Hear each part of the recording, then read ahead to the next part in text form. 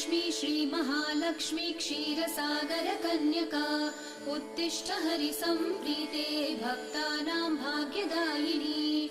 श्रीलक्ष्मी श्रीमहालक्ष्मी क्षीरसागरकन्यका उत्तिष्ठ हरिसम्प्रीते भक्तानां भाग्यदायिनी।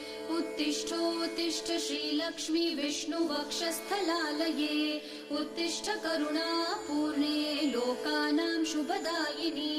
उत्तिष्ठोत्तिष्ठ श्रीलक्ष्मी विष्णुवक्षस्थलालये उत्तिष्ठ करुणापूर्णे लोकानां शुभदायिनी।